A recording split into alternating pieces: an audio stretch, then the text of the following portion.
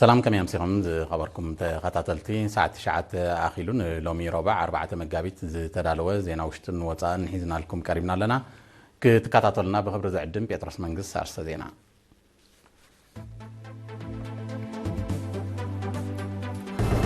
عبد زباو موكس هوسبيتال جندع نلعلي كرتميت زيغاتات عوت مطبحت عين تخايدون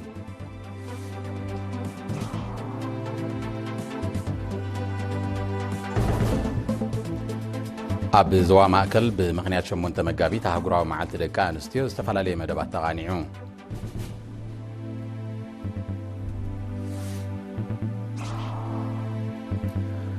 عبد نوزبا غردت تساتفنا دقا انستيو عبد تمرت نمعباي بوعالا تزتيو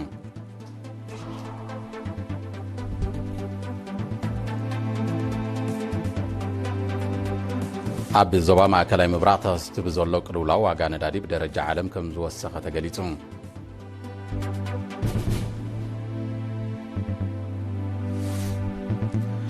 አባል ሀገራት ቁጠባ ውድብ ምዕራብ አፍሪካ አንጻር ሽበራ ዝቃለስ ሓበራዊ ወተሃደራዊ ሓይሊ ከቆማ ተሰማሚዐን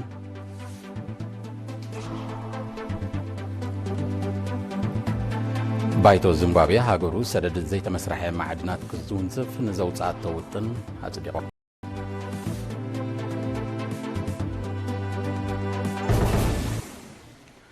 عبد زوا موكس هوسبيتال جندع كاب نوزباتات شعبن جندعن نزمتو ناي مرأي صقمات زنبورم تحت عدمه زركبوم 225 زيغاتات عوت مطبحت عين تخايدو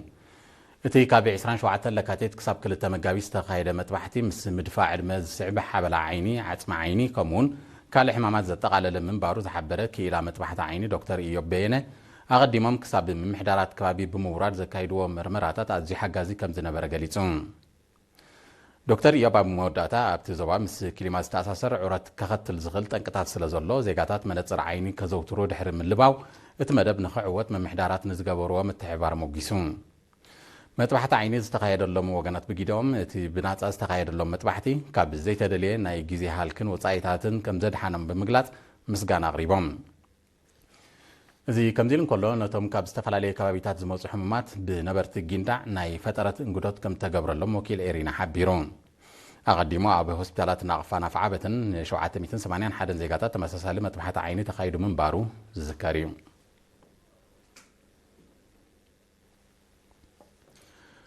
شمنت مغابيت هاغراو معالت دقا انستيو بمعروق اقباب نمص مبالا بزوا ماكل استفلالي مدبات ككايد قنيلو ابز حلف سمون بزعبا استقايد مدبات وكيل إيرينا يوناتان عبيو بملكع صبصاب زدالو تحستلو اسمايت دانيال كتوربيا عب زوا ماكل بمخنيات شمونت مغابيت اهغراوي معالتي دق انستيو كبرتاتنا والتانا بزبل تيما عب مبرخنا حتن محيال ودابن دق انستيو زتكور مدبات كاب 27 لكاتيت كسع 4 مغابيت تقانيعهم ات مدبات اب قداسنت جيو قطباوي صقاتات بحرنا هاغراوي تشارترن تግባሪውን معروي ተሳታፍነት ኣብ ማዕደ ትምርትን ምስጋር ሃገራዊ ክብርታትን ሃገርን ሃገራውነትን ምኹስካስን ምዕቃብን ሰውራዊ ክብርታት ከምኡውን ኣብ ተራደቅ እንስትዮ ኣብ መደባት ልምዓትን መኸተን ዘተኮረ ሰሚናራት ዘጠቃለለ ነይሮም አደንበር ሐማደ ጨንፈር ዞባ ማእከል ወይዘሮ አለም በላይ ኣብ ዝሃበቶ ሓበሬታ እቲ ሰሚናር በእንዱ ናብ መንእስያት ዝቐንዐ መንባሩ ብምጥቃስ መንእስያት ደቂ ኣንስትዮ ንምዕባልአን ዝሓልኽ ኣለልየን ክቃለስኦ ዝተሓልፈ ታሪኽ መሰረት ገይረን ድማ ዓፀፋ ክሰርሓ ኣዘኻኺራ بزيكازي أبالات هامادة إن أزوبا سنبل دم كل جسان كلوا أبالات هامادة أبن أزوبا أخريا نأبالات حيلتات مكل خال نيمسح أنجدوت جيران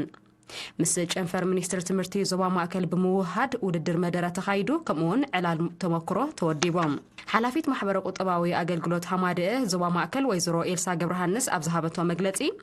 أكلون سنا أمراون بقعدك أنستيون مرجعات محبر بعتوب كاب سرحلو مدبات كم زخنة أنا تيرام تساتفتي بوجنن نمعبالن حتى ننزبر خود دابتاتن زدل سلطناتات بسرعة كوهب كمون حلفتي محبر نفتحت وريدن ككتاتلا زبل رئيتوتات قريبا أبتي مدبات وكلتي حمادة أب 10 سلستن وزباط مرة كمون وكلتي إذا تفلاليا منيسترتات فدرشناتن كالوتن تساتيفن نيران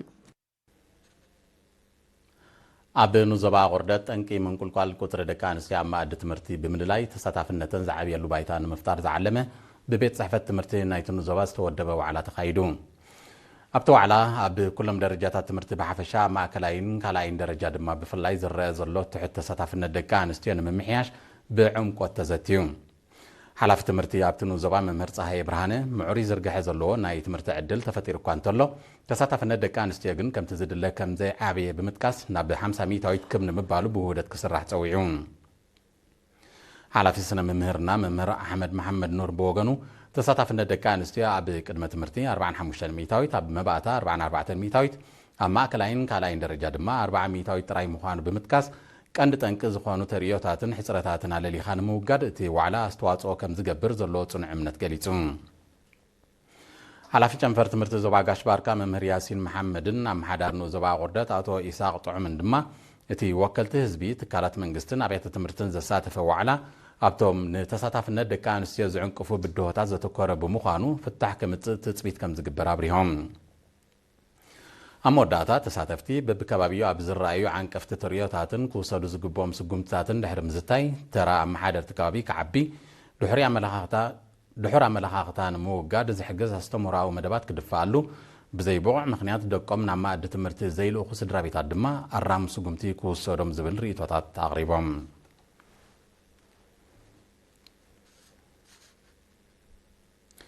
ኣብ ዞባ ፎርቶ ሳዋ ጉጅለ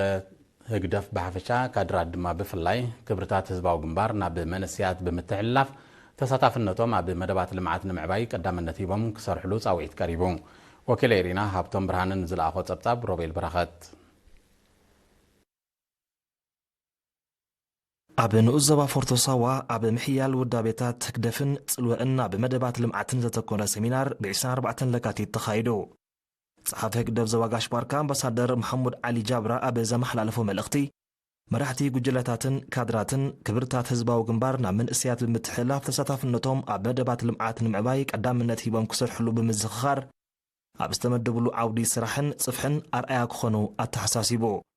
حلافي بوليتيكا وقديات هكدف زواجاش باركا أتو أحمد أهر بوغنو وجلتات هكدف بحفشا كادرات دما بفلاي رأي جنبار بمسرات بأفرايدነት ዝልካዕ አበርክቶ መንእስያ ዝዓብየሉ ባይታ ንምፍጣር ቀላስ ተራ ክጻወቱ ተላብዩ ሓላፊ ውድባዊ ጉዳያት አቶ ኪዳነ ተኽለአብ ድማ ውዳበ መሰረት ናይ ኩሉ ንጥፈታት ስለ ዝኾነ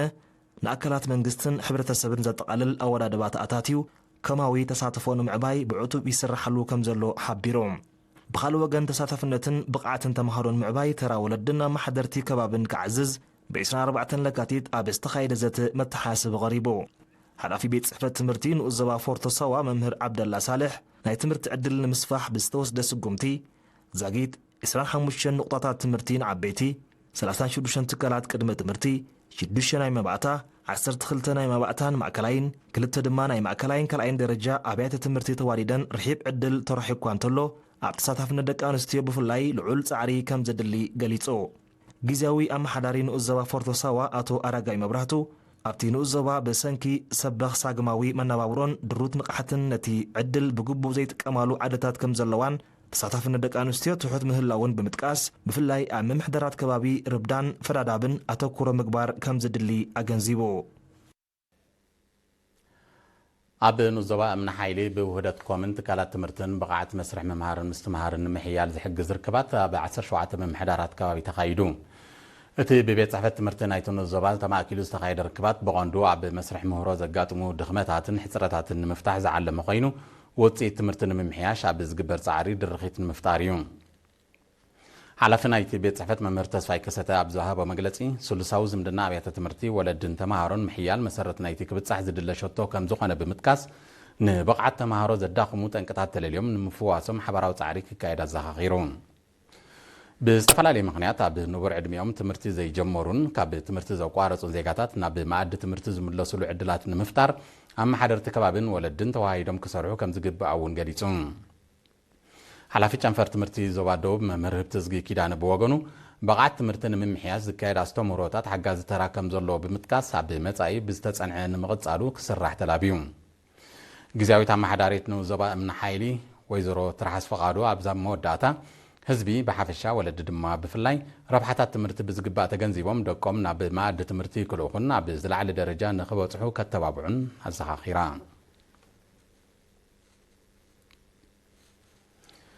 ቤት ጽሕፈት ዕዮን ማሕበራዊ ድሕነትን ኣብ ንዞባ ባሮንቱ ኣብ ምውጋድ ጎዳእቲ ልምድታት በሐፈሻ ክሽቦ ጓል ኣንስተይትን መርዓት ትሕቲ ዕድመን ድማ ብፍላይ ዘተኮረ ስልጠና ወዲቡ ኣብቲ ብክልተ መጋቢት ኣብ ባረንቱ ዝተኻየደን ካብ 16 መምሕደራት ከባቢ ዝተዋፅኡ መራሕቲ ሃይማኖት ዝተሳተፍዎን ስልጠና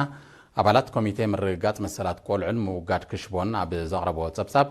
መራሕቲ ሃይማኖት ሳዕቤናቱ ብዕምቆት ተረዲኦም ሃይማኖት ዘይእዝዞ ምዃኑ ንህዝቢ ከፍልጡ ኣዘኻኺሮም ንሳቶም ኣስዒቦም ምብራኽ ንቕሓት እቲ ቀንዲ ረቑሒ ከም ዝኾነ ብምጥቃስ ሕብረተሰብ መሰላት ቆልዑ ብግቡእ ተገንዚቡ ብኣካልን ኣእሙሮን ተሃኒፆም ንኽዓብዩ ግቡእ ተርኡ ክጻወት ተላብዮም ጊዜያዊ ሓላፊ ጨንፈር ሚኒስትሪ ዕዮን ማሕበራዊ ድሕነትን ዞባ ጋሽ ባርካ ኣቶ ተስፋ ገብርኤል ገብረስላሴ ብፍላጥ ኮነ ብዘይፍላጥ ኣብ ልዕሊ ደቂ ኣንስትዮ ዝፍጸሙ ጎዳእቲ ልምድታት ኣብ ማሕበረ ቁጠባዊ መዳያት ሕብረተሰብ ኣሉታዊ ተጽዕኖ ዝፈጥሩ ስለ ዝኾኑ መራሕቲ ሃይማኖት ከስተምህሩን ጎስጓስ ከካይዱን ነዚ ሃሳይ ልምድታት ኣብ ልዕሊ ዝፍጽሙ ድማ ሕጋዊ ስጉምቲ ክውሰድ ክስራሓሉ ከም ዘለዎ ኣረድዩ ተሳተፍቲ ኣብ መወዳእታት ስልጠና ዝወፀ ሕጋጋትን ኣዋጃትን ብግቡእ ንክግንዘቡ ከም ዝሓገዞም ብምጥቃስ ንቕሓት ሕብረተሰብ ንምብራኽ ኣብ ዝሰላሰለ መደባት ካብኦም ዝሕተት ደገፍ ንምግባር ዘለዎም ድልውነት ኣረጋጊፆም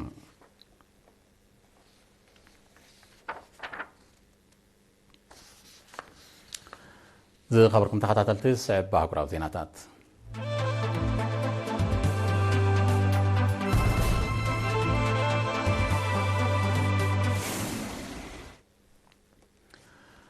ኣብ ዞባ ማእከላይ ምብራቕ ተኸሲቱ ምስ ዘሎ ጸጥታውን ወተሃደራውን ቅልውላው ተተሓሒዙ ዋጋ ነዳዲ ብደረጃ ዓለም ብልዕሊ 3 ሚታዊት ከም ዝወሰኸ ተገሊጹ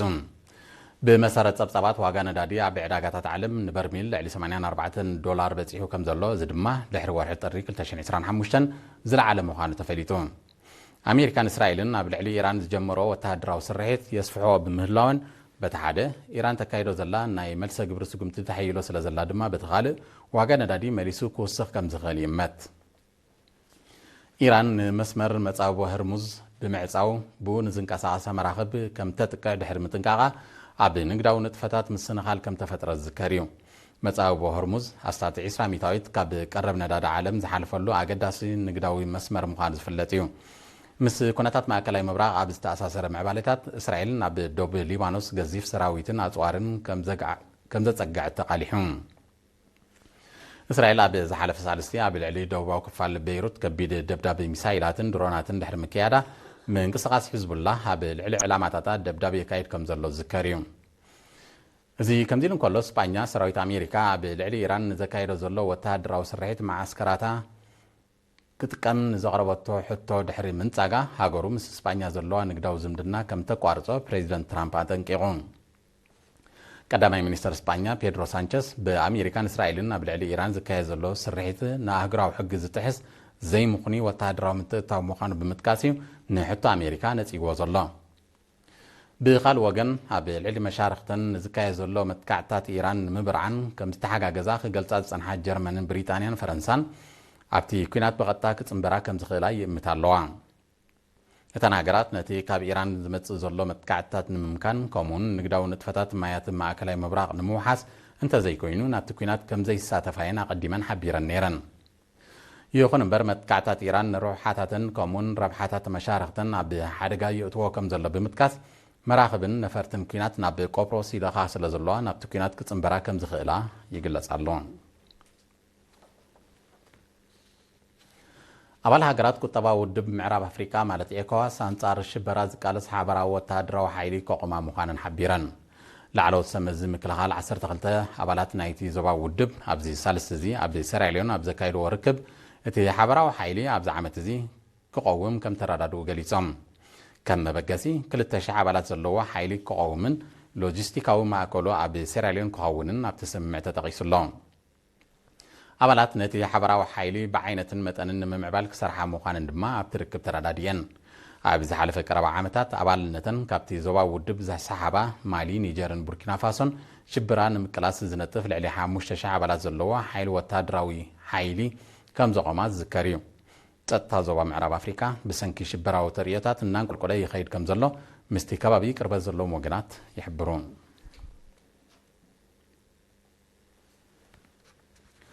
بايتو زمبابوي هاغورو سدد زي تمسرحه معدنات كتزونزف نزوصات توتنت مال 3 مغابيت اصديقو اتوم معدنات نسدد قدم مقنعم اب هاغورو كمسرحو مخانم زغلص مينستر صعات زيمبابوي اتسغمتي كساب حدش ممرح زوت كم زصنع اب زحلف ورح لكاتيت مغلاصو ذكريو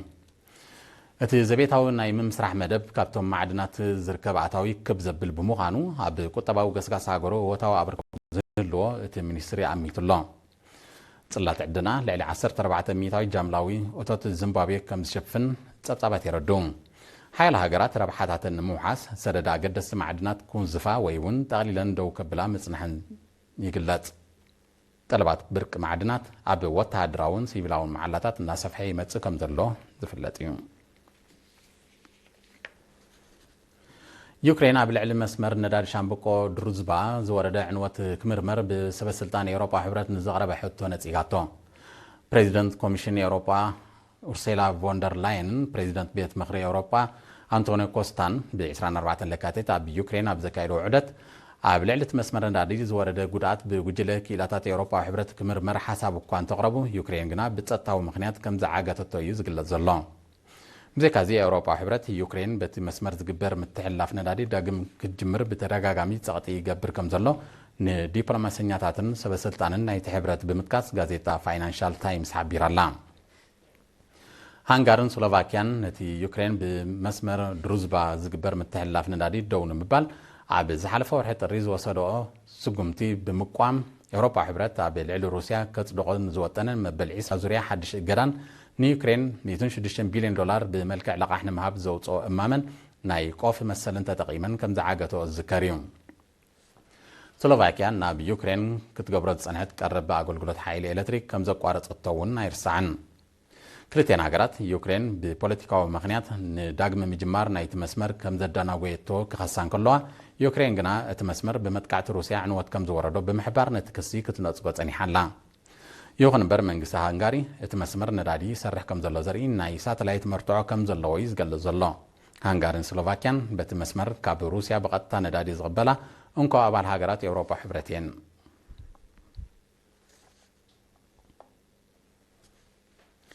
ዝኸበርኩም ተኸታተልቲ ዜና ንምፍጻም ኣርስታቱ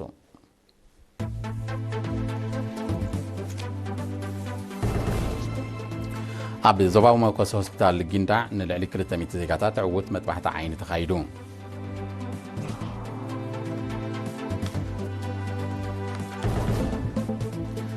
ኣብ ዞባ ማእከል ብምኽንያት 8 መጋቢት ኣህጉራዊ መዓልቲ ደቂ ኣንስትዮ ዝተፈላለየ መደባት ተቓኒዑ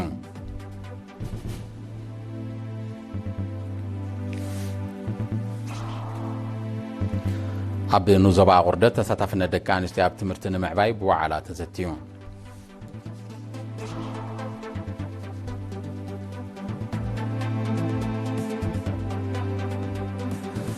ኣብ ዞባ ማእከላይ ምብራቕ ተኸሲቱ ብዘሎ ቅልውላው ዋጋ ነዳዲ ብደረጃ ዓለም ከም ዝወሰኸ ተገሊጹ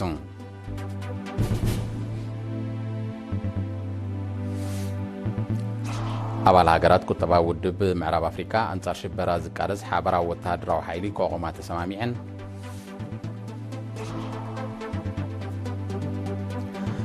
ባይቶ ዚምባብዌ ሃገሩ ሰደድ ዘይተመስርሐ ማዕድናት ክትውንዝፍ ንዘውፅኣቶ ውጥን ኣጽዲቕዎ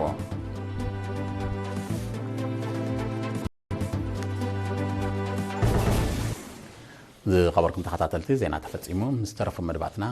ሰላም